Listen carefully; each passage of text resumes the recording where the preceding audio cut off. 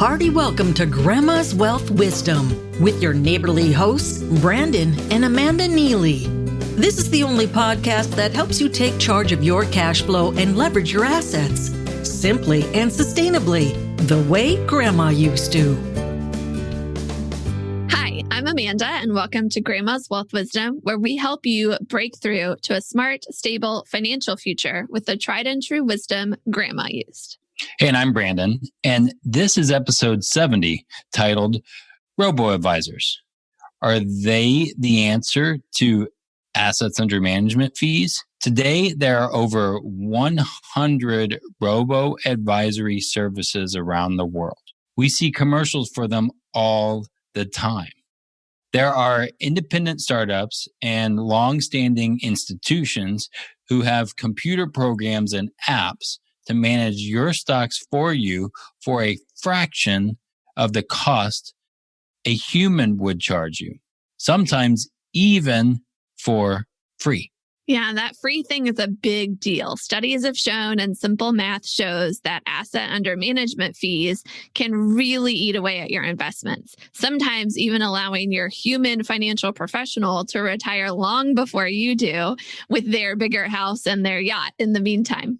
To be honest, this is an area of the financial world we haven't really addressed on this podcast before. And we're not licensed or authorized to tell people what stocks to buy or sell. And we don't plan to because we never want to call someone up to tell them we lost them money. We've done this intentionally in our business. Yeah. And it's actually that human element that might be what's driving people to the robo-advisors. I mean, you can imagine if you had your account value go down, it'd be really hard to hear on the phone or face-to-face with someone that you've grown to be maybe even friends with, that your account balance went down. When it's just numbers on the screen that a robot's managing and there's no person to point fingers at, that might make the situation a little easier to handle. I mean, maybe. Personally, with how I operate, I'd like to know who to blame if my portfolio took an unexpected hit. But it's not the professional's fault either. Maybe the human element is what's driving investment firms to use robo-advisors as well. It's got to take a personal toll to tell someone that their balance went down when you couldn't do anything to stop it. And from a management perspective, robots are less likely to act emotionally and from a place of stress when the markets are down or there's bad news to deliver. Now, I'll say being a employer, I could totally relate to maybe having a robot as opposed to having a person because, they show up, they're going to be there for work, all that other stuff. You don't have to worry about paid time off, any of that crap. So, yeah, but robots can break down. They can have to undergo maintenance or stop working, right? Especially if that robot's controlled by the internet.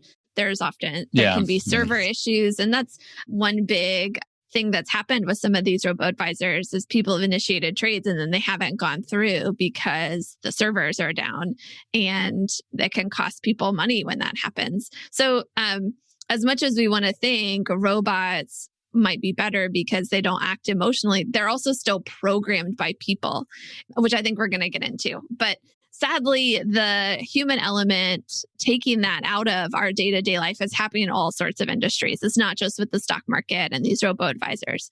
But let's set that aside for a second. Maybe the whole situation of having a robot help you with your investing, maybe that's worth it for the free management of your money and the free trades that most robots offer. Or if they do charge fees, they're much lower than using a human. But that begs the question, how are the investments firms making money on robo-advisors? I mean, they're not in it just to, be giving free stuff.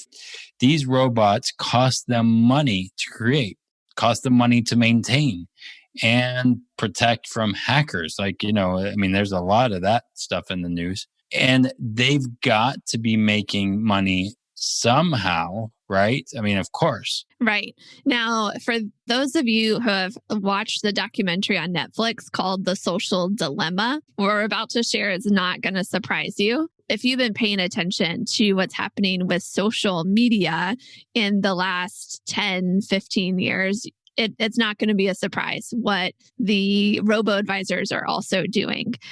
And if you haven't seen that documentary, I recommend it. Yeah, it's very interesting. But it was actually several years ago when we first came across one of the memes that's in that documentary. It said the meme was something like, if you're not paying for something, you're not the customer, you're the product being sold. So like for Facebook, if you're not paying for Facebook, you're not the customer, you're the product being sold, and their customers are the advertisers who advertise on their platform. They're always going to look out for the advertiser's best interest than the users, that kind of thing. So when we're thinking about these apps and the AI for investing, how are they making their money?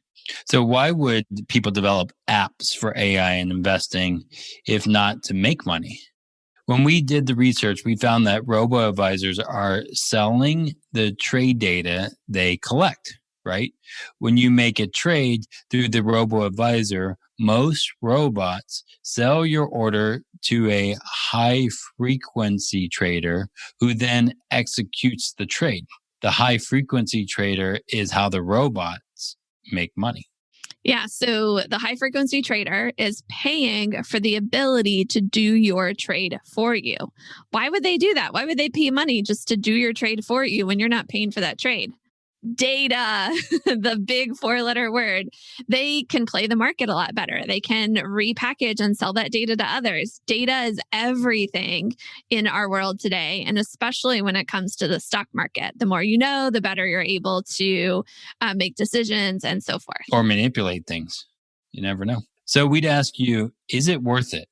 If you save money on the investment and transaction fees, are assets under management fees that can be at least 1.5% or more and can definitely eat away from your growth, that many of the, let me say this, let me start over. So we'd ask you this. Is it worth it if you save money on the investment and transactions fees? I mean, assets under management fees can be 1.5 or more and can definitely eat away from your growth. Many of these robo-advisors are fee-free, both to manage your money and for transactions. So your decision here, we just want to help pull back the veil and help you know what you're really getting into. If you care about your personal data being used for others' purposes, then consider carefully which robot you use or if you use one at all, because they are different. They use your data in different ways. I wonder if they could change things. You know, I know right. when you got to read the fine print to see what you're actually signing up for. And I don't know about you, but those long forms when we sign up for Facebook or when we sign up for, I don't know if you remember signing up for that, but we signed a big thing saying, yeah, they can have all my stuff. And then they make changes every now and again. Yep.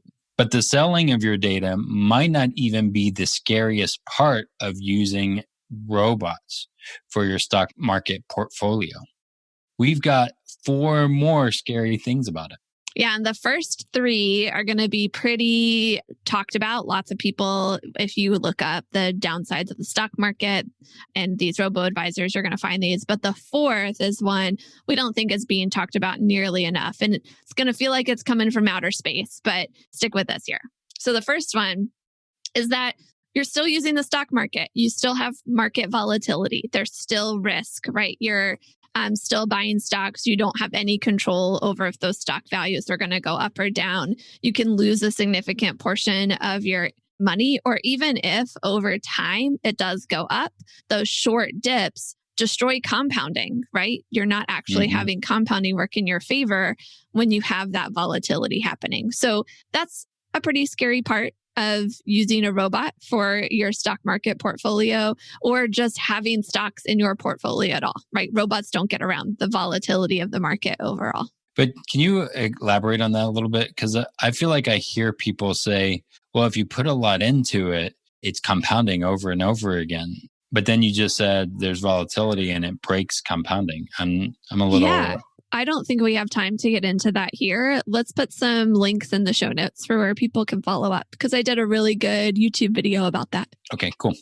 Yeah, because I think that that's a misconception a lot of times. So number 2, taxes are due when you're not making active trades and are charged at regular income tax rates. So people don't talk about this enough.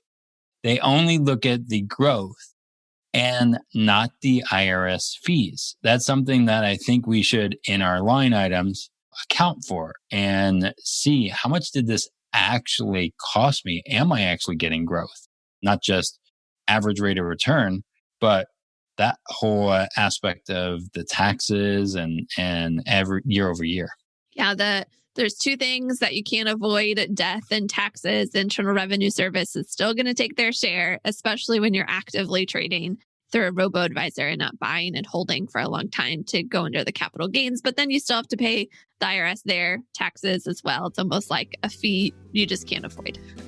Yep. Grandma always said, eat your vegetables, look both ways before crossing the road, and never risk your financial future on elements of the market you can't control. That grandma, always good for some tried and true advice. And although some of her wisdom seems to have skipped a generation, you don't have to be left behind.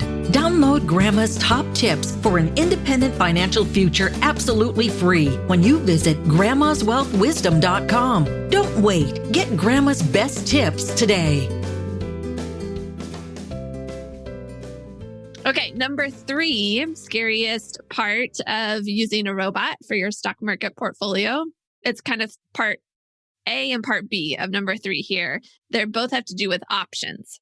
A is that most robots have limited options as to what stocks or funds or, indexes that you can buy and participate in. So you might be limited in your options compared with other types of brokerage accounts or different things. And then the part B of number 3 here is that these robots also allow you the option to buy options. Options are sort of like bets on stocks rather than the stocks themselves. And as you can imagine, a bet on a stock, an option, is actually riskier than the stock itself, but that can be very appealing. And I want to use this analogy for kind of what would happen. So let's pretend stocks were like sports teams, and you could invest in a sports team. You could buy a share of that team. And as the team makes money over years, your stock value goes up. If they have a really bad season and the fans stop coming, your stock value might go down. But that's kind of what stocks are.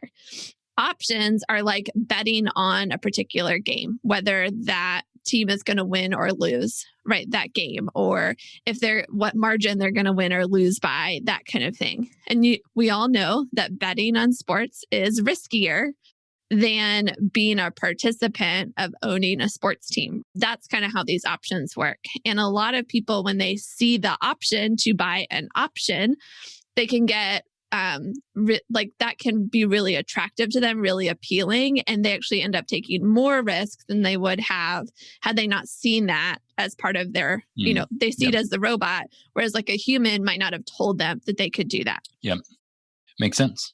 Finally, the biggest danger we see is this idea of gamification. Now, it's in the idea, that whole thing of the social dilemma too. Remember the film on Netflix? That's how Facebook is built. That's how all of these social platforms are built. And it's how these robo-advisor platforms are built too. They use robots and behavioral nudges and push notifications to draw the investor in and keep them active. I mean, it's on YouTube. It's on all of these things where we're being manipulated through, the push notification, the behavioral nudges to try to get us to do what the company wants. Yeah. And if the company makes money each time you do a trade by selling that trade data, they build the robots to get you to trade more frequently, of course. Just this year, research was published showing what's happening with users of a particular robo-advisor that has mastered gamification. The users of the app traded 40 times as many shares as another platform and bought and sold 88 times as many risky options. Yeah. So they're making a lot more money. Right. Well, but what's the problem with this, right? What's the problem with trading more frequently? Well, studies over many years looking at all different kinds of ways people invest in the stock market, not just with robo-advisors, but overall, have shown that the more active a person is in trading, the worse their returns are likely to be. And even worse, when that person participates in options, their returns get even worse than when they're just actively trading. And this has been shown not just with robo-advisors, but across the market in general. So it appears the robot's desire to get you to trade more frequently is directly contradictory to your desire to get your money to make money. Yeah. So for the savvy listener, we're going to link to this New York Times article in the show notes that has all the gory details, everything outlined here. So you can see how this whole scheme works and even how this whole scheme caused a young 22-year-old to lose his life this past summer. Yeah, that's just interesting. When I saw that, I was sad. Lord, yeah, it's sad. Yeah. It's part of why we decided to make this episode. Yeah, because I think that we need to talk about it. And again, I'm not saying you don't do it, but be aware that, hey, we might be being manipulated in some regards. Now, in their defense, one founder of one of the most successful robo-advisors has said that young Americans risk greater losses by not investing in stocks at all, and that not buying stocks contributes to the massive inequality that we see today. Now, that's a really big claim to make. He's saying that we risk greater losses by not investing in stocks. And if we choose not to participate in the stock market, we're contributing to inequality. Holy cow. I take issue with this. I'm going to get up on my soapbox for a second. And if we look back at history and we look at wealth concentration with the top 0.5% or the top 1% of Americans, it shows us a very different story. I'm going to link to this chart I found in the show notes. This chart shows that if you look at wealth concentration, what percentage of the total wealth of Americans, what percentage does the top 1% have? Right? That percentage has decreased from 1913 to the late 1970s. Just overall, it's gone up and down a little bit, but overall decreased. But then since the late 70s, it's been increasing, meaning inequality has been growing since the late 70s. The 1% has been having a larger share of the Americans' total wealth. The wealth has been concentrated in their hands more and more since the late 70s. Now, a lot of things happened, during the 70s and from the late 70s to today. There's a lot of moving parts here, but one big change, huge change, is that more and more of the average American, the 99%, we've been investing in the stock market through 401ks and brokerage accounts. Before the late 70s, the common wisdom was that only those with money they could afford to lose should buy stocks. Almost pretty much the 1%, right? Or like big corporations, banks, that kind of thing, they should buy stocks. But then it became conventional, putting that in air quotes, conventional, that you have to risk in order to get rewards. This, what this founder is saying, that you risk greater losses by not investing in stocks. It's become quote unquote conventional. And of course, pensions have started disappearing and 401ks have become the main option for retirement funds. And those 401ks are very heavy in containing stocks. And that's kind of what's driven the growth of the market as well over, those decades from 1980 to 2000. And again, there are a lot of moving parts here. We can't prove causation or correlation. This founder that made this claim, he can't either. We would just say you have to really look into it and not just take this founder's assumption at face value. And particularly, I think the big reason that people get into stocks and into using robo-advisors is FOMO, fear of missing out, that they do have this fear that other people are going to get in a better place than they are if they don't participate in the same thing. But that also happens with real estate investing, all different kinds of things, that whole fear of missing out. I'm missing out on a great opportunity if I don't do it. But I just invite you to ask the question, could there be some JOMO, some joy of missing out when it comes to relying very fully on stocks and robo-advisors to manage your wealth for you? And I just want to say, before we move on to the conclusion, that you don't need a study to see that the inequality and some of that has shifted. I mean, really, we could look around, we can see, and oftentimes most of us know there's something that's happening here. We don't need a study to tell us. The studies help. But my question to the audience here is, hey, do you think that something's going on? Do you see that disparity? And could we be almost getting played, and wondering again, hey, it's up to you to make those decisions. Yeah.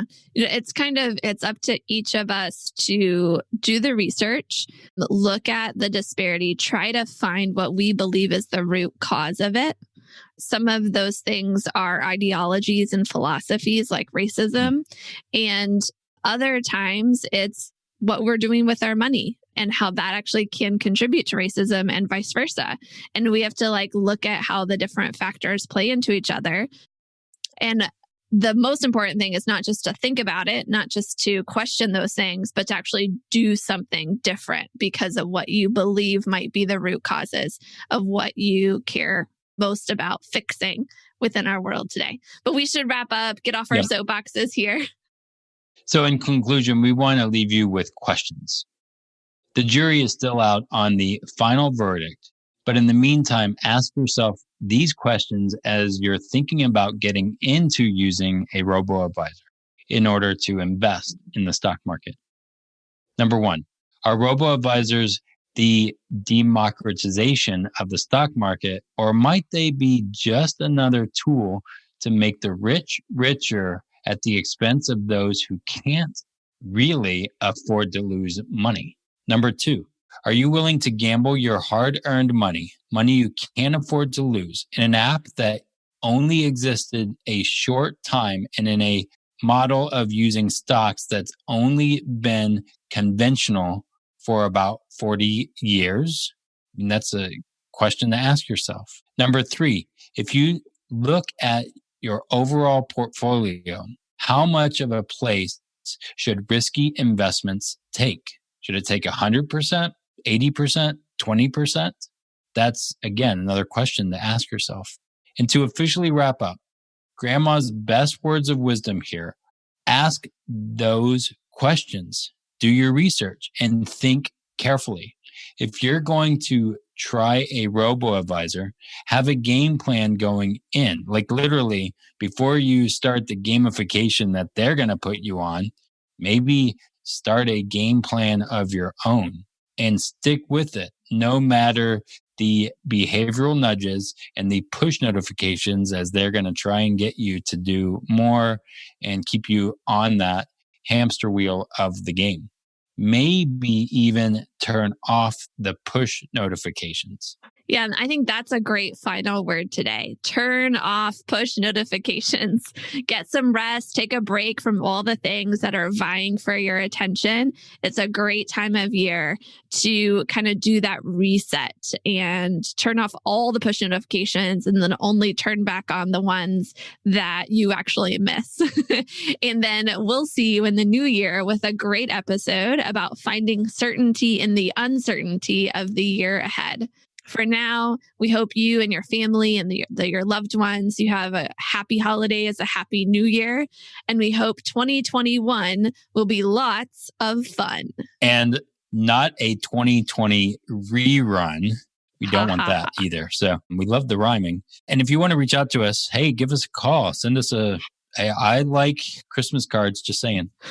I like Christmas cookies. Oh, Christmas. If anybody wants to send us cookies, I'll eat them. So until next time, keep building your wealth simply and sustainably so you can break through to a smart, stable, financial future. The topics presented in this podcast are for general information only and not for the purpose of providing legal, accounting, or investment advice. On such matters, please consult a professional who knows your specific situation. This is thepodcastfactory.com.